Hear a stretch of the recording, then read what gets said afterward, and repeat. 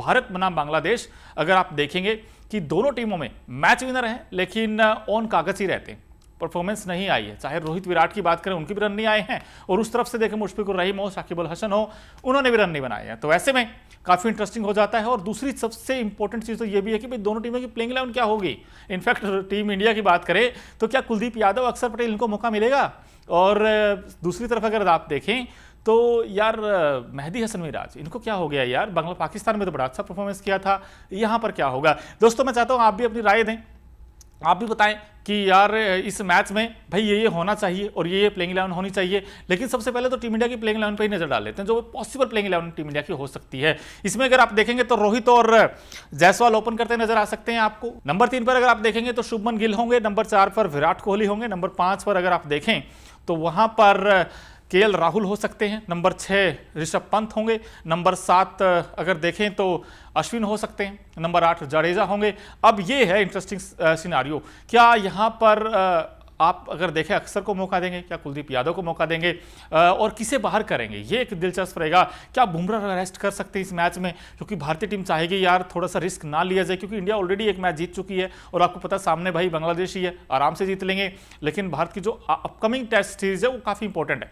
New Zealand के साथ खेलना आपको, फिर ऑस्ट्रेलिया के साथ 5 टेस्ट मैच खेलने हैं। तो ऐसे में हो सकता है बुमराह की जगह आप कुलदीप यादव को टीम में लेकर आ सकते हैं। कुलदीप यादव विकेट टेकिंग गेंदबाज हैं, आप नहीं चाहेंगे कि उनको बाहर रखा जाए लंबे समय तक, क्योंकि जो फॉर्मर क्रिकेटर हैं संजय माजरेकर ने भी कहा अगर ग्रीन टॉप विकेट मिलता है, भाई तेज गेंदबाजों को ज्यादा शूट करता है, तो मैं तब भी आप कुलदीप यादव को मैं खिलाऊंगा, उन्होंने ऐसी कहा। तो ऐसे में हो सकता है कि आप कुलदीप यादव को भी देख सकते हैं। और इसके बाद आकाशदीप को भी आप नहीं चाहेंगे बाहर बैठाना, क्योंकि उन्होंने पहला स्पेल बड़ा शानदार किया था। पहले फर्स्ट इनिंग आप देखेंगे चेन्नई टेस्ट में अच्छी लेंथ पर गेंद किया था और लगातार उन्होंने विकेट्स भी चटकाए। तो आई थिंक आकाशदीप भी टीम में रहेंगे। सिराज का भी यहाँ पर कानपुर टेस्ट में राज हो सकता है, जैसा पिच के बारे में आपको बताऊंगा थोड़ा सा, लेकिन उससे पहले भाई ये प्लेइंग 11 है टीम इंडिया की, इस तरीके के नाम आपको वहां नजर आ सकते हैं। इसके अलावा अगर आप बांग्लादेश की प्लेइंग 11 पर नजर डालेंगे तो बांग्लादेश की प्लेइंग 11 में अगर देखें तो नाम तो बड़े बड़े हैं। वहां पर देखें तो बांग्लादेश की जो प्लेइंग 11 है, शादमान इस्लाम, जाकिर हसन, ये अब तक अच्छा स्टार्ट नहीं दे पाए हैं। नजमुल हसन शांटो, इनसे बड़ी उम्मीदें रहेंगी क्योंकि सेकंड इनिंग में इन्होंने बड़ा अच्छा खेला था। मोमिनुल हक, मुशफिकुर रहीम, लिटन दास, मेहदी हसन मिराज, तैजुल इस्लाम, तस्कीन अहमद, हसन महमूद, नाहिद राणा, और ये कुछ खिलाड़ी हैं जिनसे बड़ी उम्मीदें रहेंगी। लेकिन बांग्लादेश की जो दिक्कत है ना, बांग्लादेश की जो सबसे बड़ी कमजोरी है वो है उनकी बैटिंग। उनकी बैटिंग में रन ही नहीं आ रहे हैं। चाहे आप टॉप ऑर्डर की बात करें जिसमें कि हसन हो, चाहे फिर शादमान हो, और शादमान तो समझ ही नहीं आ रहा उनको कैसे खेलना बुमराह को, क्योंकि लेफ्ट करते हुए आउट हो जाते हैं of side the off stump. जैसे ही वो राउंड द विकेट आते हैं बुमराह बॉलिंग करने के लिए, और शादमान को समझ ही नहीं आता कि करना क्या है। सो आई थिंक उनके टॉप ऑर्डर को अच्छा करना होगा। और अगर आप हसन शांटो को छोड़ दें, भाई सेकंड इनिंग में तो उन्होंने अच्छा कॉम्पैक्ट इनिंग खेली थी, इंपैक्ट भी था उस इनिंग में, लेकिन बाकी बल्लेबाजों का क्या होगा? चाहे उसमें मुशफिकुर रहीम हो, शाकिब अल हसन हो, मेहदी हसन मिराज हो, लिटन दास हो। और लिटन दास से तो बड़ी आस रहती है बांग्लादेश को कि यार ये खिलाड़ी आएंगे और मैच जिताएंगे, लेकिन लिटन दास भी कुछ खास कर नहीं पाए हैं। बॉलिंग अब तक ठीक ठाक है, जो उनका पेस तिकड़ी है वो बड़ी जबरदस्त गेंदबाजी कर रहे हैं। चाहे आप तस्कीन अहमद की बात करें या फिर आप जो हसन महमूद की बात करें, क्योंकि दोनों एक अच्छा टप्पा पड़े गेंद करते हैं। और रोहित और विराट टीम इंडिया के लिए सबसे बड़ा कंसर्न है, रोहित और विराट के रन नहीं आए।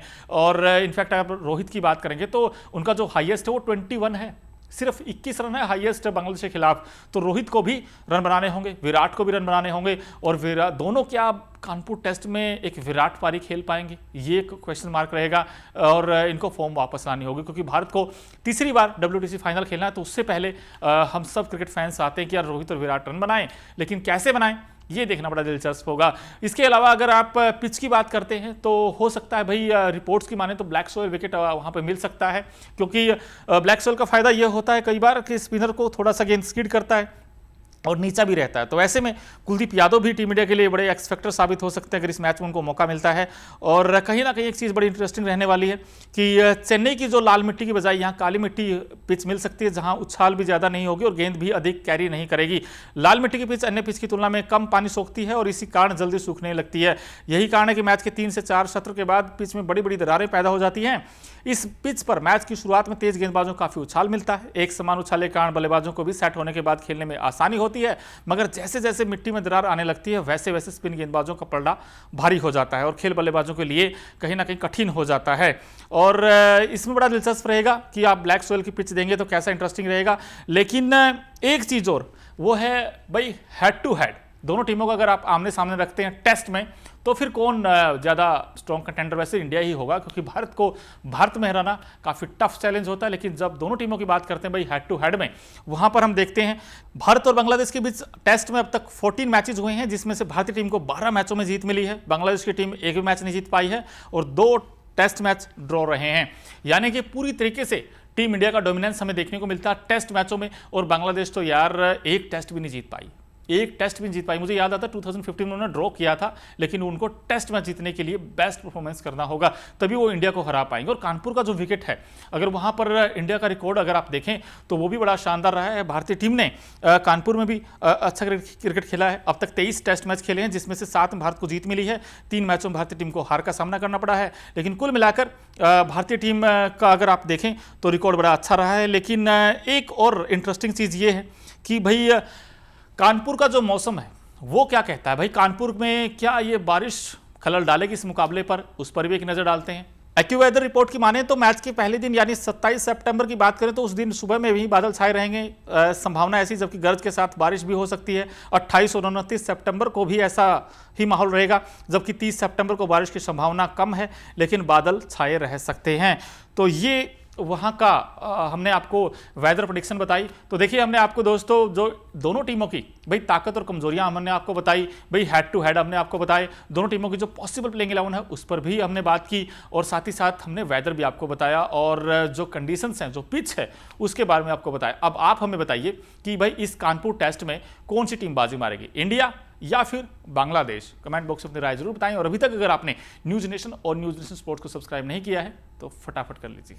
न्यूज नेशन अब व्हाट्सएप पर खबरों के ताजा अपडेट के लिए न्यूज नेशन के इस QR कोड को स्कैन करें।